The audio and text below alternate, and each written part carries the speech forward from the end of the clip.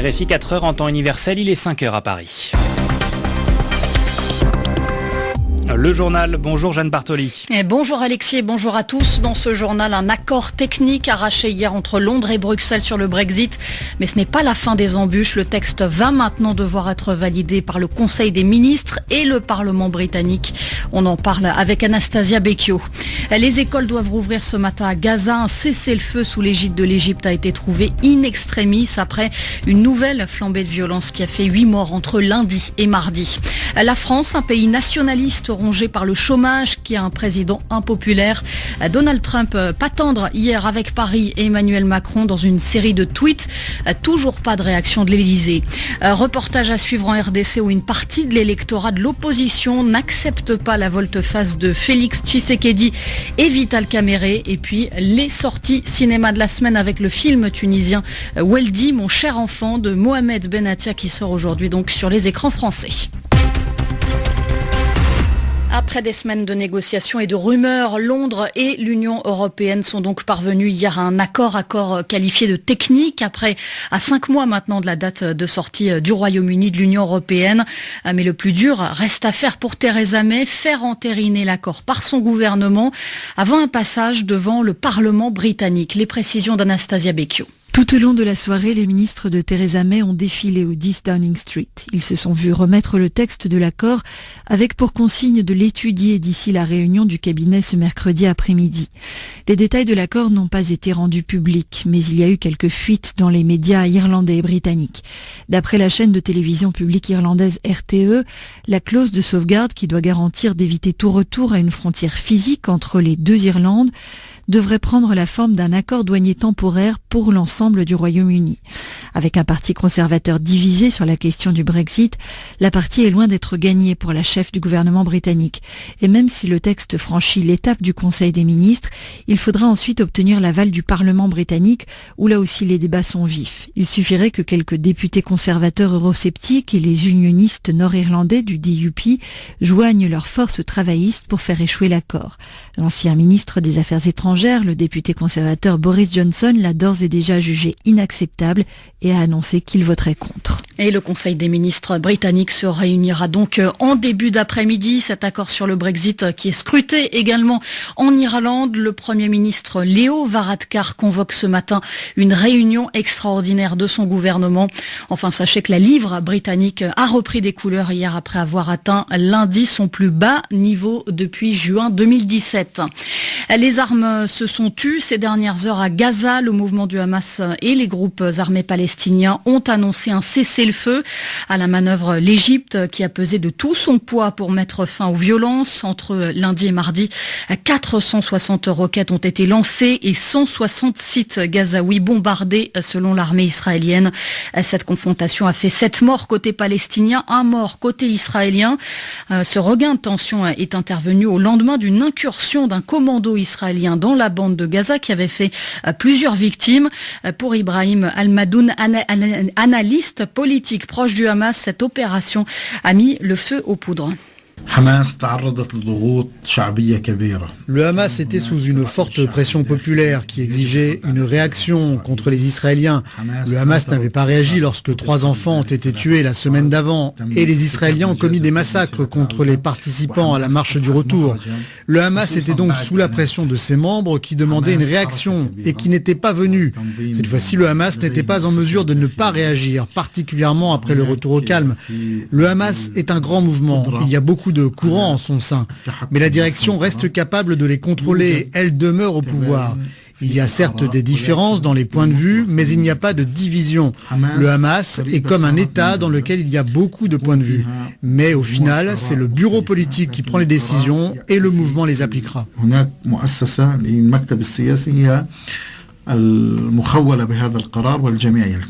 Ibrahim Al-Madoun, analyste politique proche du Hamas, interviewé à Gaza par Hassan Jaber et Guilhem Delteil. Les écoles doivent rouvrir ce matin dans l'enclave. Une accalmie également cette fois au Yémen sur le front d'Hodeïda. Le port est le point d'entrée de plus des 3/4 des importations et de l'aide humanitaire alors que le pays fait face à la famine. Selon Londres, la coalition menée par l'Arabie Saoudite aurait autorisé l'évacuation de rebelles houthis blessés avant une série de pourparlers à la fin fin du mois en Suède. On appelle ça la réponse du berger à la bergère. Donald Trump a publié hier une série de tweets sur la France, 2 jours à peine après les commémorations du centenaire de l'armistice de 1918. Emmanuel Macron avait alors multiplié les déclarations sur le danger du nationalisme, critique à peine voilée à l'encontre de Donald Trump, qui a donc réagi hier.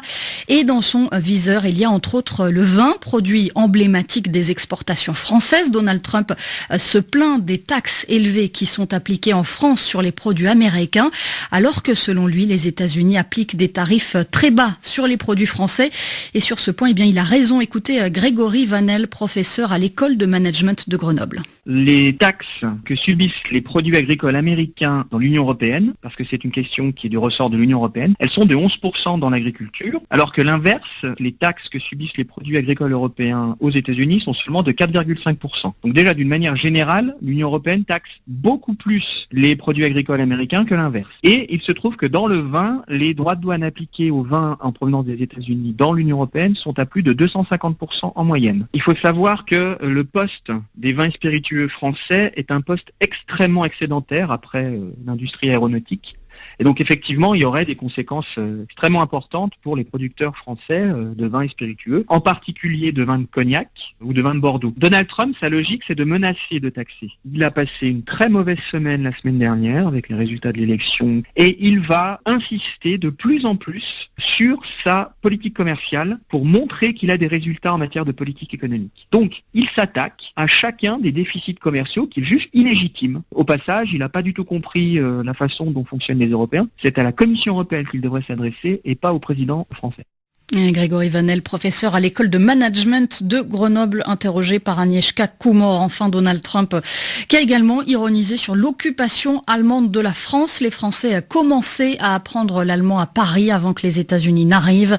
Emmanuel Macron a plaidé pour la création d'une force européenne parallèle à l'OTAN. Il a reçu hier sur ce point le soutien d'Angela Merkel qui prononçait un discours devant le Parlement européen. République démocratique du Congo, la décision de Vital Kamerhe et de Félix Tshisekedi ne passe pas auprès de certains électeurs. Les 2 ténors de l'opposition se sont tour à tour retirés de l'accord de Genève qui prévoyait un candidat commun à la présidentielle de décembre, en l'occurrence Martin Fayoulou. Chez les jeunes électeurs notamment, c'est la déception qui domine, comme a pu le constater Patient Ligodi. À Kinshasa, dans l'électorat de l'opposition, certaines personnes interrogées estiment que l'attitude de ceux qui se sont retirés de cet accord relève d'un manque de sérieux. Matondo, jeune cadre d'une banque, va voter pour la première fois cette année et il est amer. Ceux qui s'appellent des opposants ne sont pas en train d'exercer la mission conformément aux désirs de la population. Ils sont en train de poursuivre leurs intérêts privés. Shadrach, lui, est étudiant en droit. Il parle de médiocrité, un mot devenu très populaire en RDC depuis qu'il a été utilisé publiquement par le cardinal Laurent Mosengo en janvier pour qualifier la classe politique congolaise. Il n'y a pas que de médiocres au sein de la majorité, mais il y a aussi des médiocres au sein de l'opposition. De son côté, Shima, également étudiant, parle d'immaturité et d'incompétence de membres de l'opposition. C'est la manifestation d'une immaturité politique. À leur niveau, avec leurs titres et responsabilités, et prendre des décisions pareilles, dire que non, ma base n'est pas contente, donc c'est vraiment l'incompétence caractérisée. Ces avis contrastent avec ceux exprimés par la centaine de militants de l'UDPS qui s'étaient mobilisés la veille au siège de leur parti pour rejeter les choix portés sur Martin Fayoulou comme candidat commun de l'opposition. Kinshasa, Patient Ligodi et RFI. Et c'est une information qui ne devrait pas calmer la colère d'une partie de l'électorat de l'opposition. La fondation Kofi Annan, qui a assuré la médiation de ces négociations, a choisi de rendre public tous les engagements pris par les opposants à Genève. Et parmi ces engagements, la promesse de mettre fin à sa carrière politique en cas de non-respect de l'accord.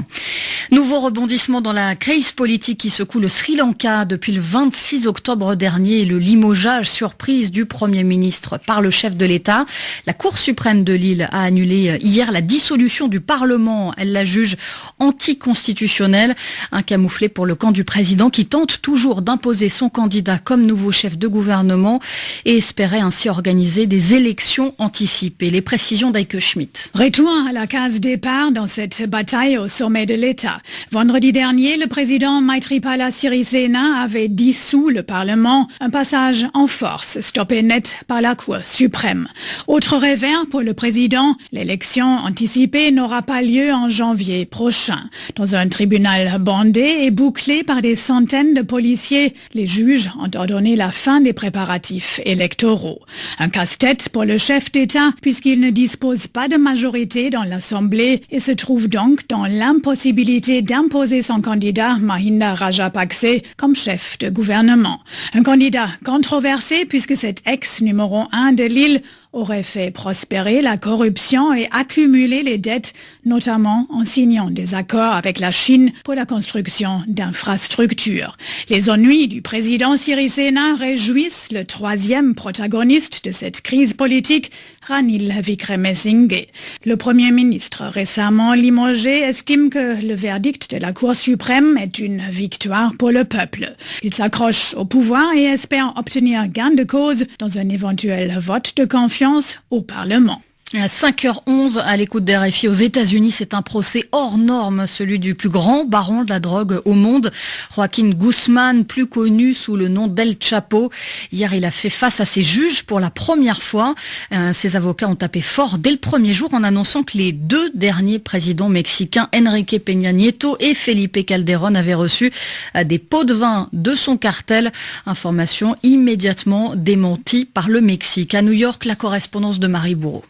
Ambiance tendue et paranoïa à son comble au tribunal de Brooklyn. El Chapo a beau être derrière les barreaux, il continue d'inspirer la crainte. Deux des jurés sélectionnés se sont désistés, terrorisés par les mesures de sécurité imposées aux 12 citoyens qui devront décider du sort de celui que la justice américaine présente comme le plus dangereux des trafiquants de drogue au monde. Dans la salle du tribunal, la femme d'El Chapo, une ancienne reine de beauté qui s'est vue refuser le droit d'étreindre son mari qu'elle revoyait pour la première fois depuis 2016. La parole est alors au procureur qui décrit un jeune Joaquin Guzman qui démarre très modestement en vendant de la marijuana à Mexico avant de construire son empire de plusieurs milliards de dollars grâce à des tunnels percés entre les États-Unis et le Mexique pour faire passer la drogue. Puis c'est au tour des avocats de l'accusé de s'exprimer et il lâche une petite bombe. Si le cartel de Sinaloa a autant prospéré, c'est grâce au président Peña Nieto et son prédécesseur qui ont fermé les yeux en échange de pots de vin de plusieurs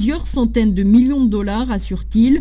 Leur stratégie de défense est claire. El Chapo n'est qu'un exécutant qui paye pour tous les autres. Marie Bourreau, New York, RFI. L'actualité en France, Édouard Philippe doit dévoiler ce matin des mesures d'accompagnement à l'augmentation des taxes sur les carburants. Emmanuel Macron s'exprimera, lui, aux 20h de TF1, l'exécutif qui monte au créneau à 3 jours des manifestations prévues contre l'augmentation du prix de l'essence et la baisse du pouvoir d'achat. Un mouvement baptisé les Gilets jaunes. Et puis une nouvelle marche blanche à Marseille, une semaine après l'effondrement de 2 immeubles en plein centre-ville qui a fait 8 morts. Hier, des perquisitions ont été menées dans les services de la mairie. Les enquêteurs de la police judiciaire ont également perquisitionné le siège du bailleur social Marseille Habitat. Allez, on termine par les sorties cinéma avec à partir d'aujourd'hui sur les écrans français un film tunisien, Weldi, mon cher enfant, de Mohamed Benatia, un drame familial sur fond de djihadisme. Présentation signée Elisabeth Lequéry. Samy a 19 ans, c'est un garçon solitaire, élevé à Tunis par des parents aimants. Mais la veille de son bac, il disparaît et on comprend qu'il est parti en Syrie. Mohamed Benatia a conçu son personnage comme un mystère. Il ne fournit pas d'explication à son départ. Le parti pris, c'est de ne pas être là en tant que juge ou un assistant social pour dire voilà, je vous explique. Surtout que il n'y a aucun point commun entre ces jeunes. C'est-à-dire que c'est très difficile de trouver un point commun. Si ce n'est que par rapport à Samy, en tout cas, il y a ce malaise où il ressent une pression de réussite. Donc c'est ça qui m'a un peu poussé et on le perçoit, même si on ne le comprend pas. J'espère en tout cas que le spectateur le ressent par moment, par quelques détails et qu'au final, il ne va pas sortir avec une certitude et dire voilà, je sais exactement pourquoi il est parti, mais il va quand même comprendre un peu plus le personnage. En arabe, Weldi signifie mon fils, car le film est centré sur le désarroi du père de Sami à la recherche de son enfant perdu, portrait déchirant d'un homme qui voit disparaître en une seule nuit sa raison d'être. Elisabeth Lequeret, 5h15 ici à Paris et à Tunis, c'est la fin de ce journal.